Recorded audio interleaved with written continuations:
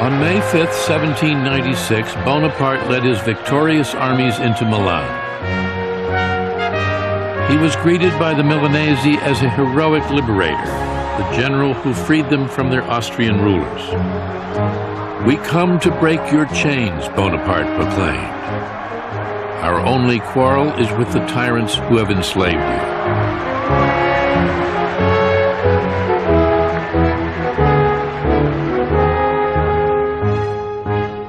He was more than a general now. He had made himself the head of a provisional Italian government. With an exalted sense of his own destiny, he was determined to follow his star to the heights of power. Great men become great because they have been able to master luck, Bonaparte said. What the vulgar call luck is a characteristic of genius.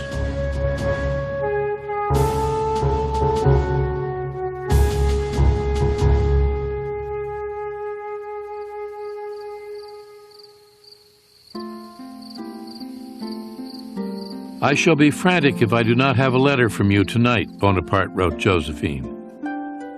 Bonaparte desperately wanted his wife to join him in Italy, but Josephine refused to leave Paris. She was spending her time with a dapper young army lieutenant. Elle trompe Napoleon. She's cheating on Napoleon with a young officer, infinitely more seductive than Napoleon. Elle n'est pas, à l'époque, She's not in love with Napoleon. de Napoléon. Elle a peur de s'ennuyer en Italie. She's afraid she'll be bored in Italy, because in Paris it's a life of parties, a life of luxury. Finally, after weeks of Bonaparte's pleading letters, Josephine left Paris for Italy. She wept, wrote one witness, as though she were going to a torture chamber.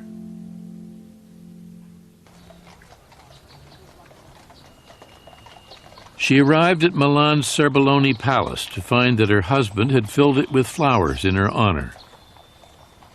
There they spent the third night of their married life together. After 48 hours, Bonaparte went back to doing what he did best, making war. The Austrian army with fresh reinforcements was still a threat. Now, Bonaparte dealt them a series of crushing blows.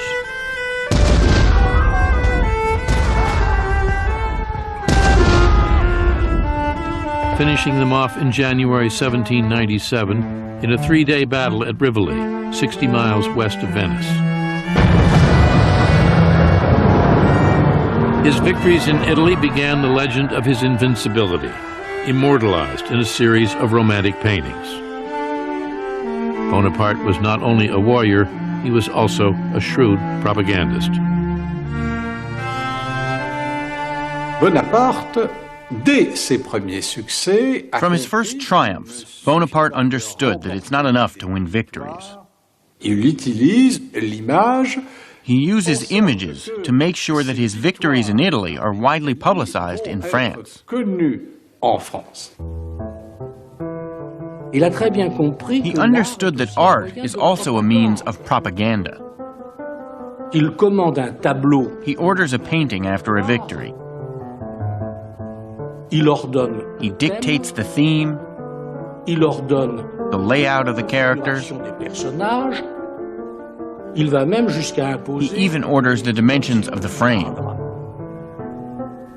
Napoléon, d'emblée, From the very beginning, Napoleon gave himself an image. il a d'emblée arrangé. He created his own history. Il crée une presse. He created his own newspapers, France and the Army of Italy, and the newspaper of the Army of Italy, which exalt his victories. C'est Bonaparte lui-même qui rédige. Bonaparte himself actually wrote some articles. He himself wrote, "Bonaparte flies like lightning and strikes like a thunderbolt." Bonaparte vole comme l'éclair et frappe comme la foudre.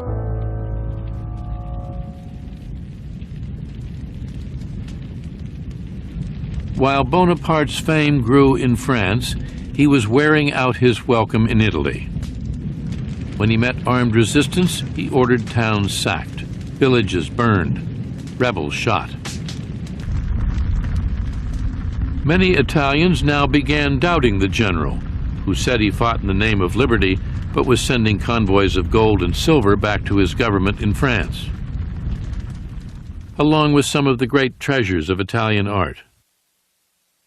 Works by Michelangelo, Titian, Raphael, the 4 ancient bronze horses from St. Mark's Basilica in Venice, all would soon find a home in a new museum in Paris that would one day be called the Louvre.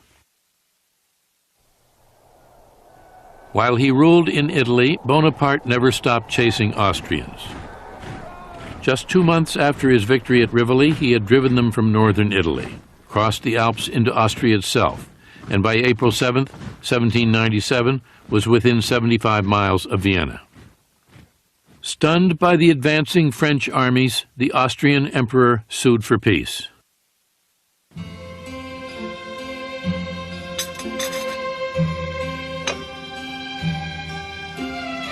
Bonaparte himself negotiated with the Austrian diplomats. He wanted Belgium, the left bank of the Rhine, and a new republic to be allied with France carved out of northern Italy. When the Austrians objected to his demands, he turned on them in a rage.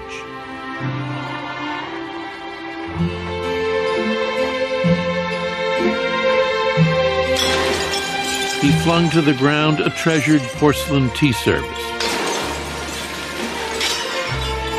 "This is what will happen to your empire," he shouted. "Your empire is nothing but an old maidservant, accustomed to being raped by everyone."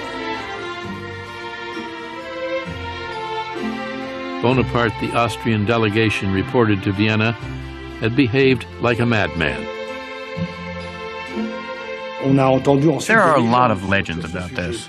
Napoléon était un être colérique, parfois avec Napoleon was hot-tempered, sometimes with violent physical reactions. Comme les négociations traînaient, Napoléon s'est agité, marché en long. And when the negotiations dragged on too long, Napoleon became agitated, started pacing back and forth, smacked into a small table, and overturned a tea service.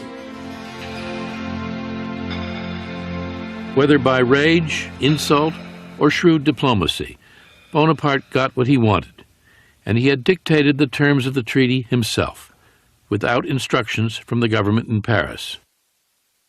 Il a vu que son intelligence. He saw that his intelligence, his abilities, were more than just military.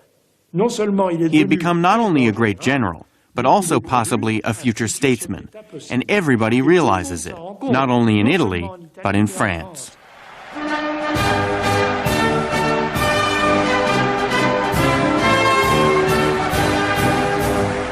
At the end of 1797, 28-year-old Napoleon Bonaparte returned to Paris and handed the government a treaty which brought a fragile peace to the continent of Europe. Now only Great Britain remained at war with France. In just 1.5 years, he had taken his dispirited, tattered soldiers, marched them hundreds of miles, and defeated the army of the Empire of Austria without ever losing a battle.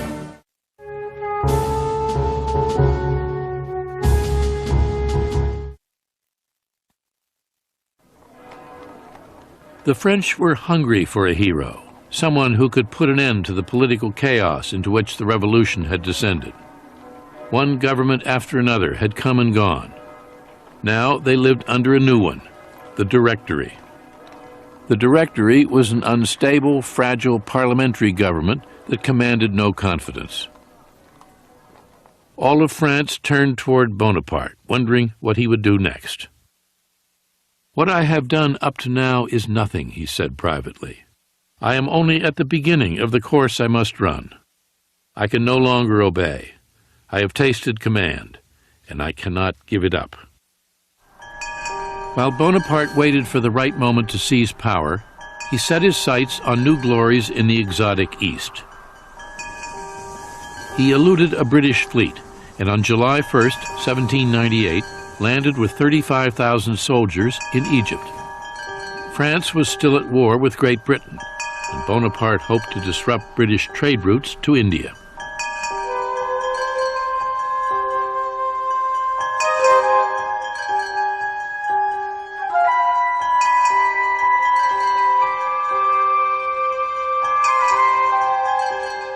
In 1798, Egypt was still a source of wonder to most Europeans. The souks crowded with Turks and Jews, Syrians and Greeks. The minarets sounding the call of an alien religion. The Sphinx with its broken nose buried in the sand up to its neck. Bonaparte finds himself in a country of legends, myths, and a great history. But it was really madness on his part, because all of the military calculations at the time held that it was impossible for a European army to conquer the East. Bonaparte quickly captured Alexandria, and then on July 3rd, led his soldiers across the desert toward Cairo, and a looming battle. For centuries, the Egyptians had been part of the Turkish Empire, ruled by the fiercest warriors in the Middle East, the Mamelukes.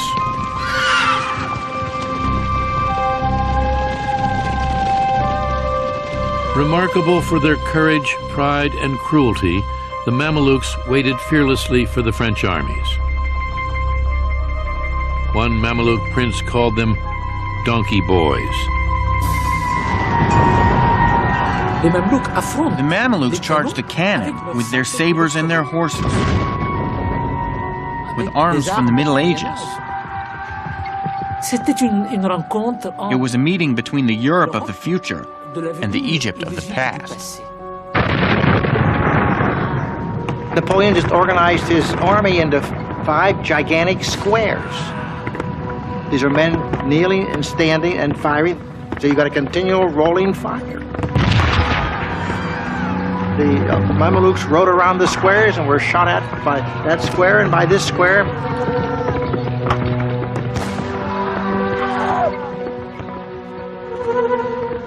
The French lost 30 men. The Mamelukes lost probably 5,000 or 6,000. The Battle of the Pyramids was over in an hour. 3 days later, Bonaparte led his army into Cairo. I was full of dreams, he said. I saw myself founding a new religion, marching into Asia riding an elephant, a turban on my head, and in my hand the new Quran.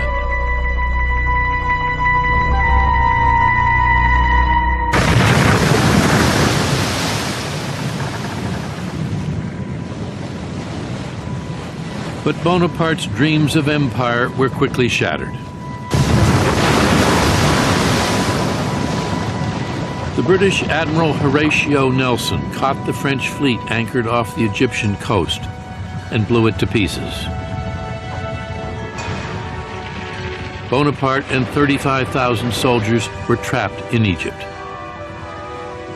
The only link that he had with France were his ships, his fleet of warships.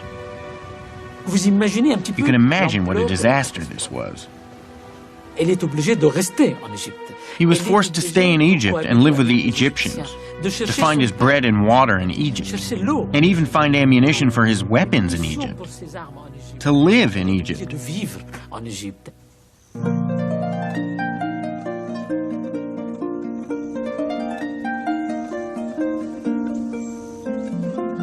While Bonaparte was marooned in Egypt, his wife was buying a new home. A manor house 6 miles from Paris called Malmaison.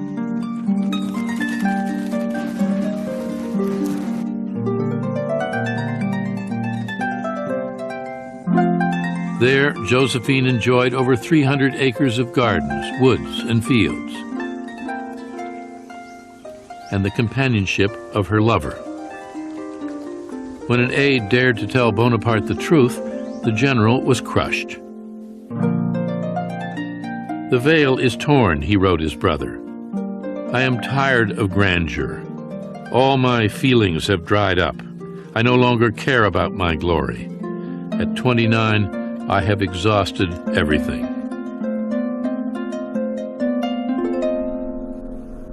Furious, he took the wife of one of his officers for a mistress. His friends called her the general's Cleopatra. Cut off from France, Bonaparte remained undaunted. Installed in a palace in Cairo, he imagined himself an Eastern potentate, following in the footsteps of Alexander the Great. He came to Egypt at the head of an army, and suddenly he found himself at the head of a nation.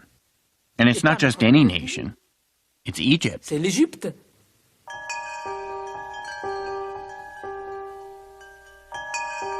Egypt was an enigma to Europeans. Bonaparte saw a chance to be the first to unravel its mysteries. Along with his army, he had brought with him a remarkable group of mathematicians, artists, mapmakers, and engineers. They set about producing a monumental document, a description of Egypt, 24 volumes of text and pictures. They studied the crocodile and the ibis, music and mummies, surveyed temples and tombs, and measured the dimensions of the Sphinx. One scientist found a new species of blue water lily, another an unknown Nile fish. The most dramatic discovery of all was a big black stone with some puzzling inscriptions. The Rosetta Stone would prove to be the key to deciphering Egyptian hieroglyphics. The monumental volumes that were published by the scientists that went along with Napoleon to Egypt laid the foundation for this study of Egyptology today. The true conquests, Bonaparte wrote, the only ones that leave no regret, are those that have been wrested from ignorance.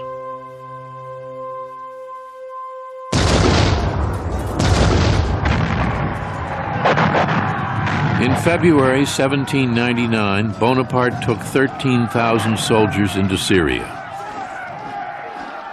The Sultan of Turkey had declared war on the French infidels, and Bonaparte went on the offensive.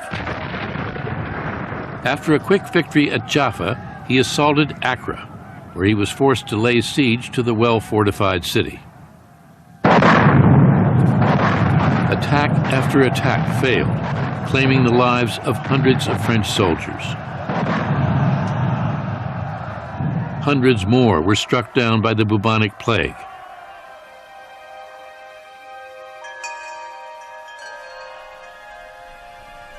Bonaparte abandoned the siege and retreated to Cairo with a dispirited army of sick and wounded men.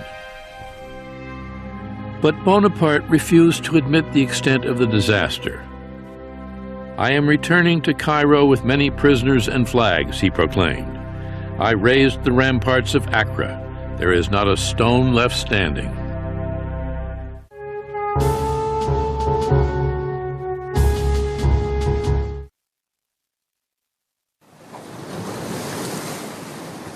On August 23, 1799, Bonaparte secretly set sail for home, abandoning more than 30,000 soldiers with little more than an apologetic message. Extraordinary circumstances alone have persuaded me to pass through enemy lines and return to Europe.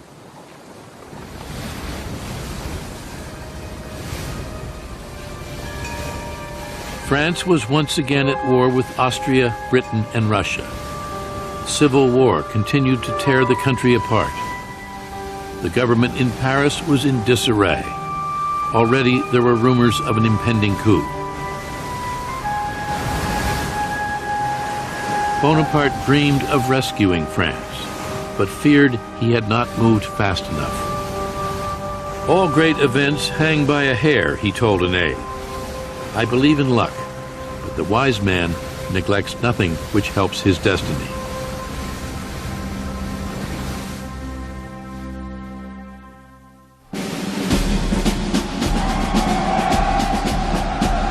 On October 9th, 1799, he landed in France and found himself greeted by cheering crowds. The campaign in Egypt, a military disaster, had been a propaganda triumph. In the theaters, what's being shown? The expedition to Egypt, the victory of the pyramids. When he arrives, he's considered the man of the hour. His genius was to come to France and say, "You need a savior. Here I am."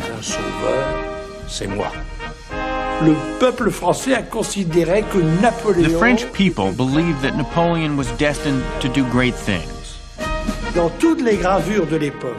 In all the engravings of the period, you see the two frigates which brought Napoleon from Egypt. And above the first frigate, a star. By October 16th, Bonaparte was in Paris. First, he would settle with Josephine. With his steady rise to fame and power, the dynamic between the inexperienced soldier and the sophisticated society woman had shifted. Bonaparte was determined to divorce his wife. He returned home, locked himself in his room, and refused even to see her. "I will never forgive her," he said. Never. Promising that she will never do it again, but just open the door. By the time the sun rose, Bonaparte had weakened. The next morning found husband and wife in each other's arms. Josephine would never take a lover again, and while Bonaparte would always insist that he loved her best, he would do as he pleased with other women.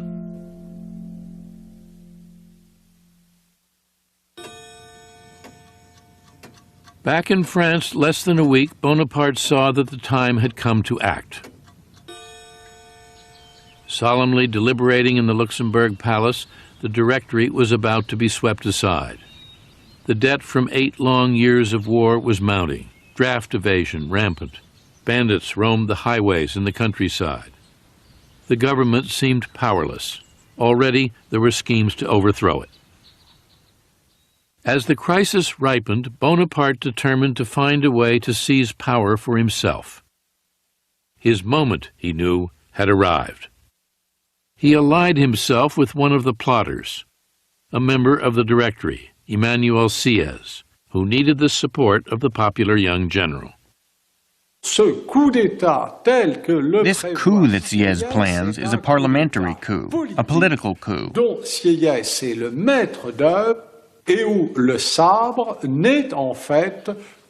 Sieyès is in charge, and force will only be used if something goes wrong. General Bonaparte is only supposed to have a supporting role in this coup. On November 9th, 1799, Bonaparte and Sieyès set their plot in motion. It's really a very simple premise, that the Parliament will put itself out of business. They will vote in a provisional government that will, in effect, start over again, draft a new constitution. They expect that the bayonets will never be unsheathed and a shot will never be fired. For the coup to have an air of legitimacy, Bonaparte and Sieyès wanted the legislators to vote them into power. They didn't want to seize it. Bonaparte counted on the help of his brother Lucien, who had been elected president of the lower house of the legislature as a result of his brother's popularity. But Lucien was powerless to persuade the council to dissolve the government. They run into real opposition. The opposition insists that every deputy renew his oath of allegiance to the existing constitution, which they do. It takes over 2 hours to do this. Meanwhile, the key plotters waiting outside in the wings, as it were, are getting very agitated, and particularly General Bonaparte, who eventually just loses patience and decides that he must intervene to speed things up. He enters the legislative house. This is strictly against the law. The legislature is barred to any outside military figure. And what he encounters there is genuine rage. The members of the assembly, they see these bayonets and that bearskin hats marching down the main aisle with Bonaparte in between them. And they begin to shout and scream, outlaw him, he's trying to take over the government.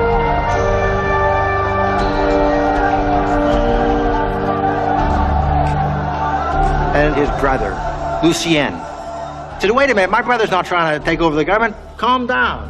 And they say, we want him outlawed, we want him outlawed. Bonaparte never gets to utter a word to the deputies, and he is in effect hustled out by the grenadiers who had come in with him, and is quite badly shaken by this. Bonaparte had bungled. The coup seemed lost. His chance for power finished. When some of his own soldiers began to doubt their general's intentions, his brother Lucien took control of the chaotic situation. Lucien sees that Napoleon is going to miss the moment. He has the drums beat. He draws his sword. He walks over to Napoleon.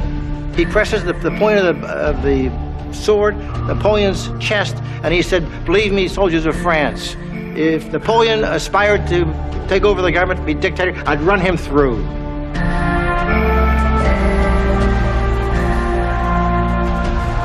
The soldiers stormed the assembly hall.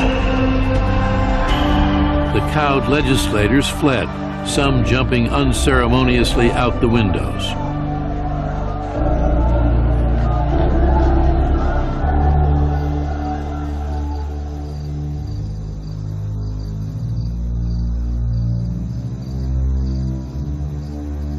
At 2 o'clock that morning, a small rump of the council, in league with the plotters, reassembled and voted into law a new provisional government with 3 provisional consuls at its head.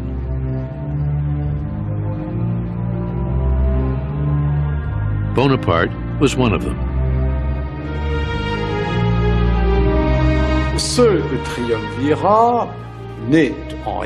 This triumvirate is only a facade. The parliamentary coup had become a military coup. And the strongman is no longer Sieyès, now it is Bonaparte. Within weeks, Bonaparte outmaneuvered the other consuls, rewrote the Constitution, and made himself head of state under the title First Consul. As the year 1800 began, Napoleon Bonaparte, 30 years old, was the most powerful man in France. The revolution, Bonaparte said, is over. And then he added, I am the revolution.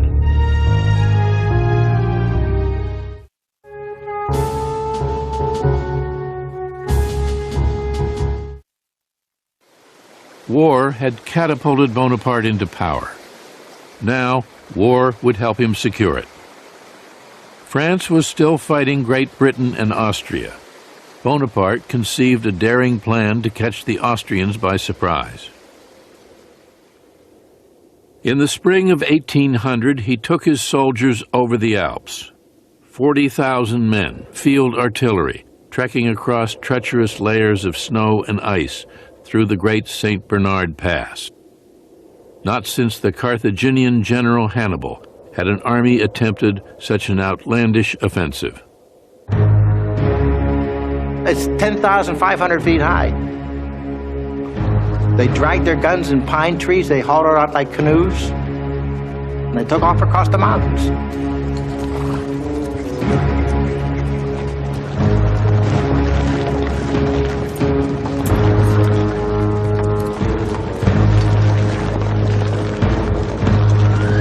On May 20th, Bonaparte made the crossing himself.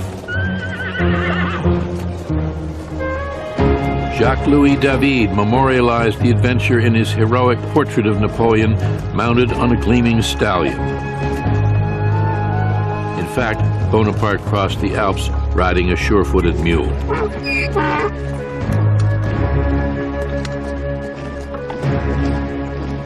It took the general and his army just 6 days.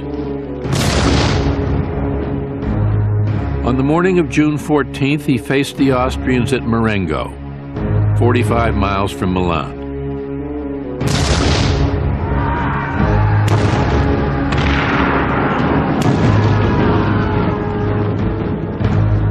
By the end of the day, there were 6,000 French casualties, but nearly twice as many Austrians had been killed or wounded. The French had won. "My power depends on my glory," Bonaparte said, "and my glory on my victories."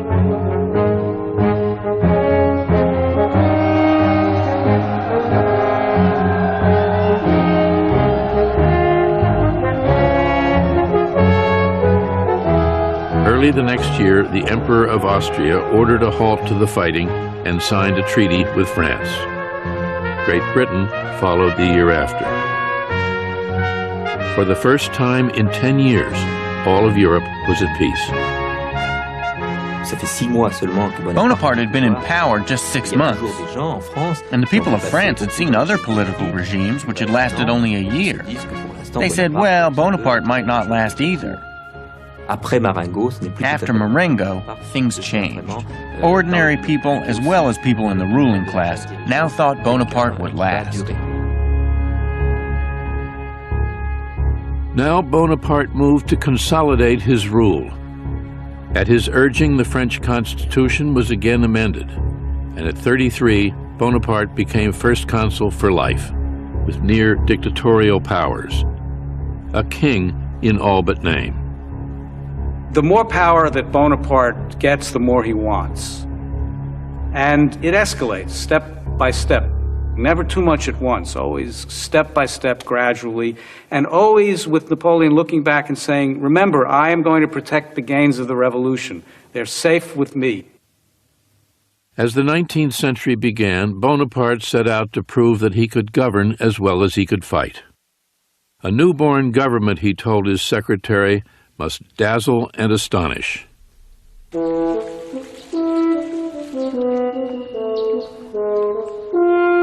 He built new parks, bridges and quays along the Seine, canals, reservoirs, and roads.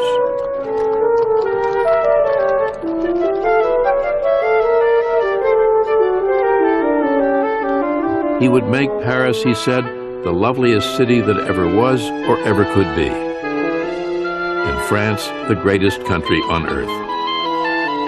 Launching a series of sweeping political, economic, and legal reforms, he laid the foundation for a new France. All of French society came under his gaze. He set in place a strong, centralized government with a tightly structured, far-reaching bureaucracy, organized a new system of state secondary schools, the lycée, established a central bank, the Bank of France.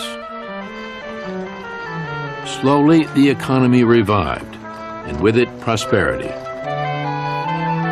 All of Europe was in awe. The great artists and thinkers of the day, Goethe, Hegel, Byron, Beethoven, saw in Bonaparte the embodiment of the ideals and hopes of the revolution. He oversaw the codification of a new system of laws, which abolished feudal privileges and established the equality of every man before the law. Bonaparte's civil code remains the basis of French law to this day. In 1801, Bonaparte signed an agreement with the Pope, the Concordat, making Catholicism the dominant but not exclusive religion of France. He had no personal use for religion, but he understood its political value. If I governed a nation of Jews, he said, I should restore the Temple of Solomon. Religion is excellent stuff for keeping common people quiet.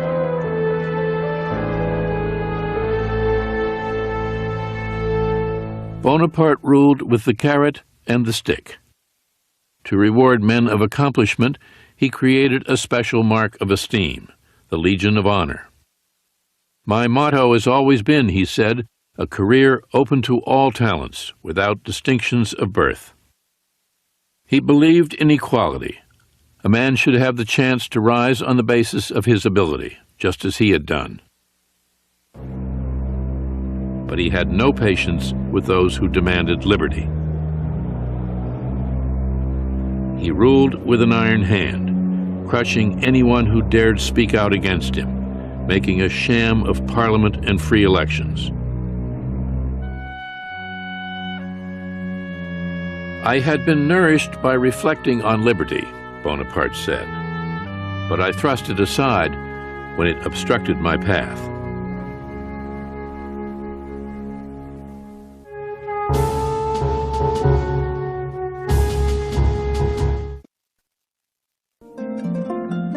While Bonaparte ruled France, Josephine gracefully assumed the role of First Lady.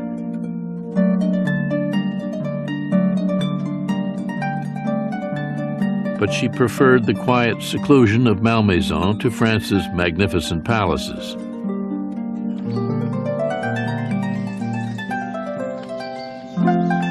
In deference to his wife, Bonaparte made Malmaison his countryside seat of government. He worked 7 days a week, often 18 hours a day, month after month. But if it could be said that he ever relaxed, it was at Malmaison with Josephine. In 1803, France was still at peace, and Bonaparte was her absolute master. When he looked across his borders, the only country he had to fear was Great Britain. Britain, with the greatest navy in the world. Britain, immensely rich. France and Great Britain had signed a treaty of peace, but no one expected it to last. Even before the treaty was signed, one observer said, "Peace in a week, war in a month." L'Angleterre. England, England, always England. Il y a toujours un profond antagonisme entre la There is mer always a profound antagonism between the sea and the land, between the strength of the continent, represented by Napoleon, and the strength of the sea and international trade, represented by England. It was inevitable that war between France and England would resume. The treaty is a misnomer. It's really a truce. You still have two great powers at odds with each other, fighting for influence, fighting for supremacy, and they've basically fought to a draw at this point. On May 18, 1803, when Great Britain declared war on France, few were surprised.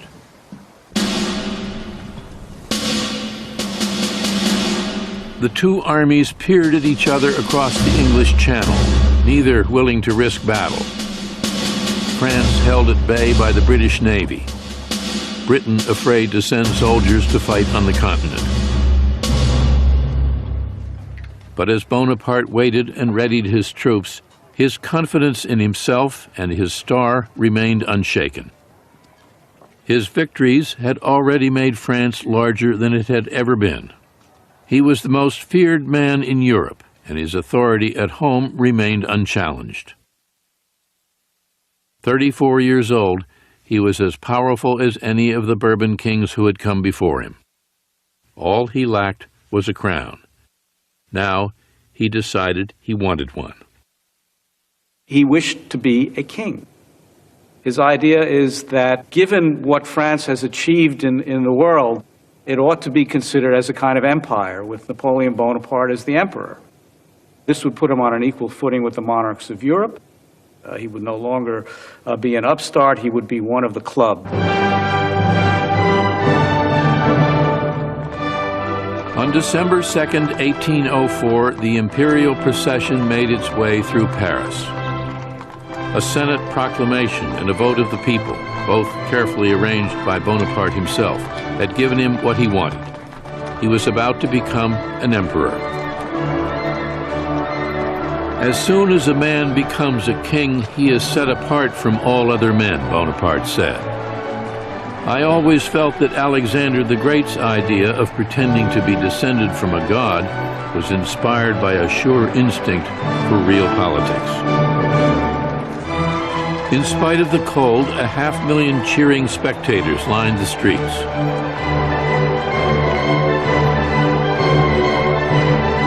Bonaparte himself had meticulously planned every detail. The great cathedral, hung with pennants and tapestries and decorated like a Roman temple, seemed more like a theater than a church.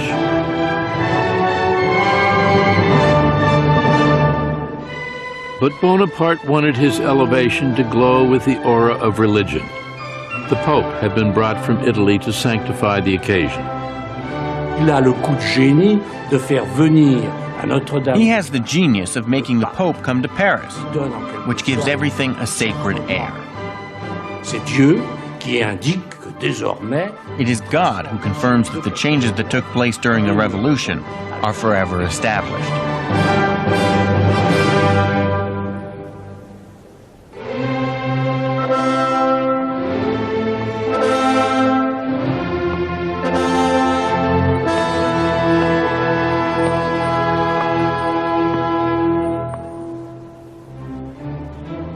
Slowly, Bonaparte and Josephine walked toward the two thrones that awaited them.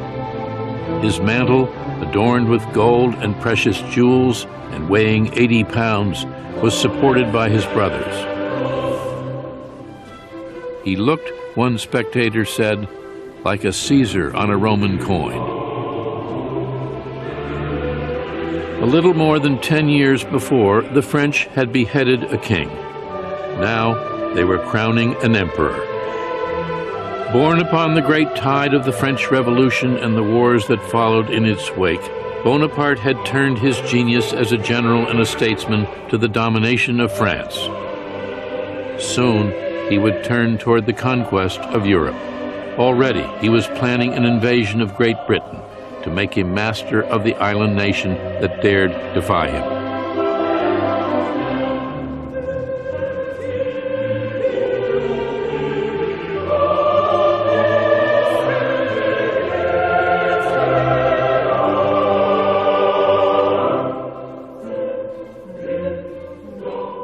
Confidently, Bonaparte lifted the imperial crown.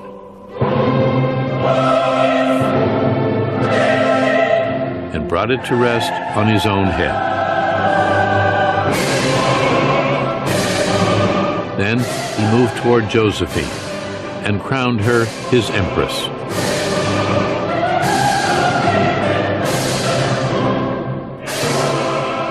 I am the instrument of Providence, Napoleon said. She will use me as long as I accomplish her designs. Then she will break me like a glass.